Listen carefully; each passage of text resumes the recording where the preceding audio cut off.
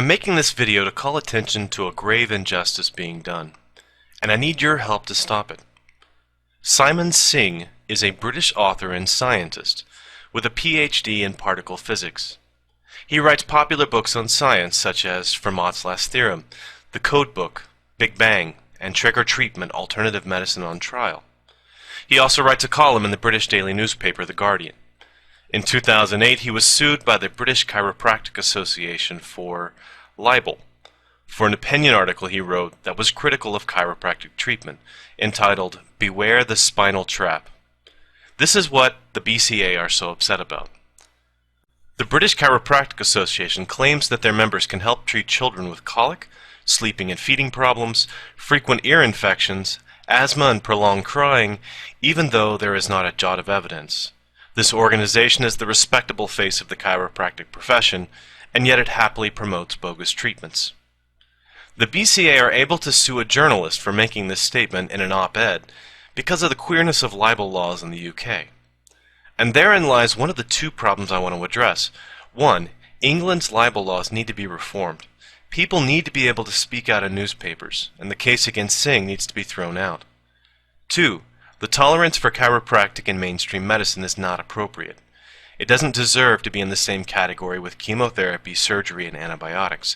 It's not evidence-based medicine. I'm going to break up this video into two parts. The first part is about Singh versus BCA and the British libel laws. And the second part is why I think chiropractic is a pseudoscience. Each part has a challenge for you, the viewer, to get involved.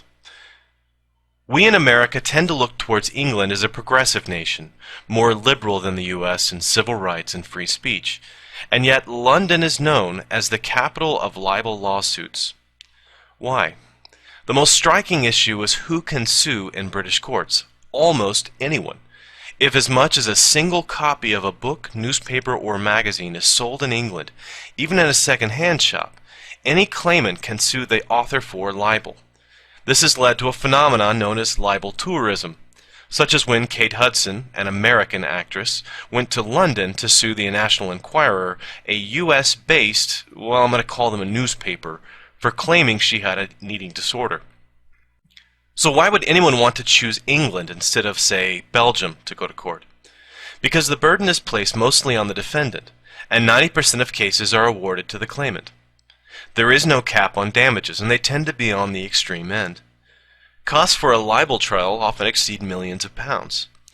Many times the suit is brought by very large organizations against a single journalist, as in the McLibel case, where McDonald's sued David Morris and Helen Steele for distributing pamphlets against McDonald's food, business practices, and ecological impact. Singh has the support of The Guardian for his legal defense, but they aren't obligated to provide him financial support. They could just as easily have left him to his own resources. It's worth reflecting on what libel laws exist for. They're to protect people from undue slander, false factual statements that cause harm to a reputation or an enterprise. They protect personal privacy and well-being, and they provide a barrier to prevent companies from constantly battling false claims. One can imagine a beer company alleging in print that their competitor uses harmful industrial waste in the competing product.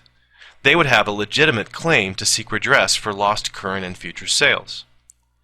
But when a journalist, writing an opinion piece, advances the idea that a professional organization is overstating their ability to treat a condition, is it libel? If he had said 5,000 people died last year from chiropractic treatments, and that was not factually true, that would be libel. If he had said that chiropractors do not receive any education, or have lower than average IQs, and it was untrue, that would be libel. What he actually said is, to me, no different than saying that a politician is unqualified to judge a piece of medical legislation because he or she is not a doctor. It's criticism, not damaging misinformation. If we stifle that, or create a special category of protected speech for alternative medicine, debate and a free press will grind to a halt. The crux of the argument in court is over the phrase, "it happily promotes bogus treatments." According to the ruling of the most recent appeals process, on February 23rd, happily implies willfulness, and bogus implies a criminally negligent act of deception. Simon has decided to make a defensive justification. That is, he's going to prove that what he said was true in the essentials, so therefore cannot be libelous. He's going to put the whole idea of chiropractic treatment on trial, or at least the claims about treating colic and sleeplessness in children. He has a good shot. As I'll talk about in the next video, there is no good scientific evidence that chiropractic is effective at treating anything other than lower back pain. The challenge will be convincing the court of what constitutes good evidence in a scientific study. It's a bold move, but it forces the chiropractors to either agree to stand by whatever the science shows, or to play lawyers' games with scientific standards, arguing over what constitutes good definitive studies. It may end up revealing the seamy underbelly of chiropractic to the world at large. Now, I'm not afraid of the reasonable application of censorship for the protection of people's safety and happiness.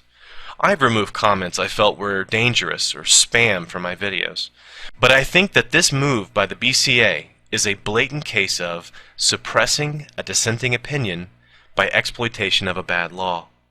It reflects very poorly that the BCA chose to take Singh to court, rather than, say, printing a rebuttal in The Guardian, citing the evidence for the benefits of chiropractic.